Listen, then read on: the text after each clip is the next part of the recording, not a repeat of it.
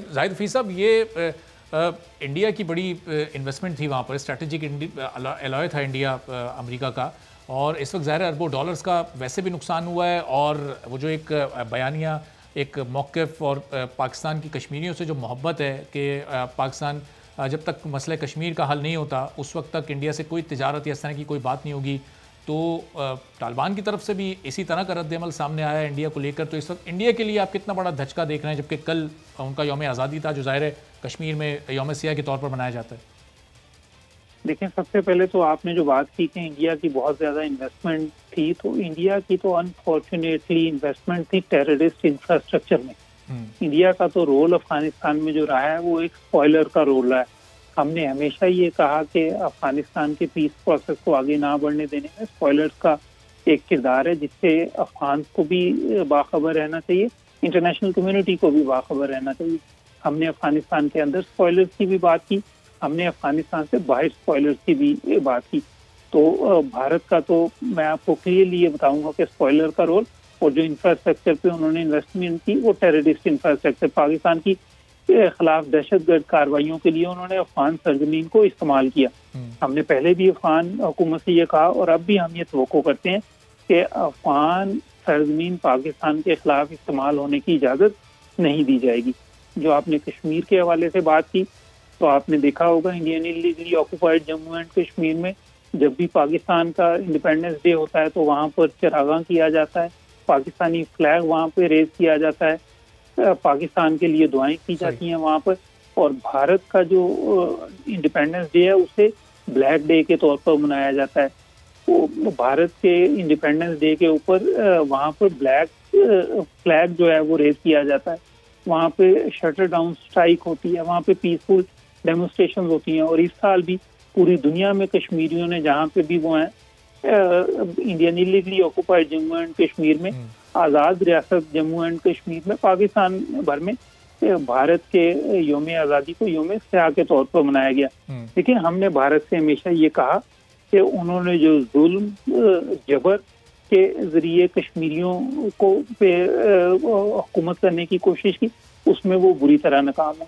انہوں نے جو 5 اگست 2019 کے ایکشن لیے، اس کا مقصد تھا کہ کسی طرح وہ اپنا جو ان کا انلیگل آکوپیشن ہے اسے پرپیچویٹ کر سکیں. لیکن بھارت کے ان اقدامات کو کشمیریوں نے بھی ریجیکٹ کیا، پاکستان نے بھی ریجیکٹ کیا، انٹرنیشنل کمیونٹی نے بھی ریجیکٹ کیا. دیکھیں، بھارت کے جو آبجیکٹو تھے وہ کہتے ہیں کہ جی یہ ہمارا انٹرنل کانفلکٹ ہے، پوری دنیا، انٹرنیشنل کمیونٹی، یونائٹڈ نیشنز یہ کہتی ہے کہ یہ انٹرنیشنلی ریکگنائز ڈسپیوٹ ہے.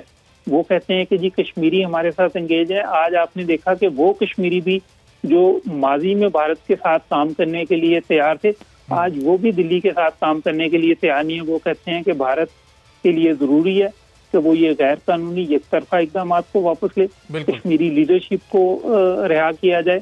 وہاں پہ جو ایکسٹرا جوڈیشل کلنگز ہو رہی ہیں، فیک انکاؤنٹرز، بالکل یہی ہو گیا ہے. بالکل ظاہر صاحب، میں واپس آپ کی طرف آتا ہوں ذرا. تو جنرل صاحب، نعیم خالد صاحب، یہ اب انڈیا کے لیے اس وقت یہ کتنا بڑا دھچکا ہے جو پچھلے 2 روز میں جو ڈیولپمنٹ افغانستان میں ہوئی؟ ظاہر ہے انڈیا کو، امریکہ کو یہ ایسی توقعات ہوں گی کہ یہ یہاں خانہ جنگی کی صورتحال پیدا ہو جائے گی، اس کا اثر پاکستان پر پڑے گا، لاکھوں کی تعداد میں مہاجرین پاکستان آئیں گے اور پھر یہاں حالات خراب ہونے کا اندیشہ ہو جائے گا. لیکن ظاہر ہے ابھی تک پاکستان کی جو ایک بہترین اسٹریٹجی رہی اس پوری صورتحال میں، ایسا کچھ ہوا نہیں، اور افغانستان میں بھی صورتحال کسی حد تک قابو میں ہے. تو یہ کتنا بڑا اس وقت دھچکا ہے خاص طور پر؟ دیکھیں جی، انڈیا کو تو دھچکا بہت بڑا اس لیے ہے کہ امریکہ تو ایک پلان کے تحت انہوں نے تو مان لیا تھا کہ اب ہم یہاں نہیں رہ سکتے اور یہاں سے جا رہے ہیں. ہندوستان کو تو یہ خیال تھا کہ اگر امریکہ چلا بھی گیا تو تب بھی وہ اپنے پاؤں یہاں جمائے رکھیں گے، کیونکہ ان کا یہ خیال تھا کہ یہاں پر خانہ جنگی ہوگی، یہاں پہ لمبا معاملہ چلے گا، اور وہ خود اس کو اور بھڑکانے کے پلان بھی بنا رہے تھے. آپ کو یاد ہے کہ عین جب یہ سارے معاملے چل رہے تھے تو اپنے جب وہ بندے نکال کے لے کے جا رہے تھے تو انہی جہازوں میں انہوں نے ہتھیار بھیجے تھے حکومت کے لیے، اشرف غنی کی حکومت کے لیے. وہ اللہ نے کیا کہ وہ ایکسپوز ہو گئے، وہ بات پکڑی گئی. افغان طالبان نے بھی اپنی آنکھوں سے دیکھ لی وہ بات. اس کے علاوہ بھی ان کے کئی رویے ایسے تھے، تو وہ تو اکھڑ گئے یہاں سے. وہ تو آپ یوں سمجھیں کہ جیسے بالکل ان ایکسپیکٹڈ کوئی چیز ہو جائے، کیونکہ امریکن تو ایکسپیکٹ کر رہے تھے کہ انہوں نے جانا ہے اور سب کچھ. انڈیا یہ ایکسپیکٹ نہیں کر رہا تھا کہ اس کے ساتھ بھی ایسا ہو جائے گا. تو میرا خیال یہ اس میں کوئی قدرت کی خاص کام بھی ہے، اور پاکستان کے لیے خاص جو اللہ تعالیٰ کا کرم ہے وہ بھی اس میں شامل ہے کہ وہ ہمارا بہت خون بہا رہے تھے اشرف غنی کے ساتھ مل کر افغانستان کی طرف سے جو حملے ہو رہے تھے، اور انشاءاللہ آپ دیکھیں گے کہ اگلے 2-3 سب سے ماہ بڑی یہ کتنی ایک پازیٹیو ڈیولپمنٹ ہے کہ اس معاملے پر پاکستان میں کوئی سول ملٹری ڈیوائیڈ نہیں ہے، حکومت، عسکری ادارے، سول حکومت ایک پیج پر ہیں، ورنہ ماضی میں کئی بار ہم نے کئی حکومتیں ایسی دیکھی ہیں جہاں ایک خلیج ہوتی تھی، ایک فاصلہ ہوتا تھا، لیکن کم از کم اس وقت ہمیں وہ دکھائی نہیں دیتا ہے۔ جی ایک تو یہ نہیں ہے، بلکہ آپ نے ایک اور چیز دیکھی ہوگی کہ اب تو اپوزیشن نے بھی افغانستان کے سلسلے میں حکومت کی کسی کارروائی کو کوئی تنقید کا نشانہ نہیں بنایا، کشمیر کا حالانکہ بنایا ہوا ہے، اس کا نہیں بنایا، کیونکہ حالات اتنی تیزی سے چینج ہوئے ہیں اور پاکستان کی ہر بات اتنی درست ثابت ہوئی ہے کہ کسی کے پاس کوئی بات ہے ہی نہیں کہنے کو، نہ اپنوں میں سے نہ پرایوں میں سے۔ تو میرا خیال ہے کہ یہ جیت ہے افغانستان کے عوام کی، اور خاص اس کا اچھا اثر ہوگا پاکستان کے اوپر۔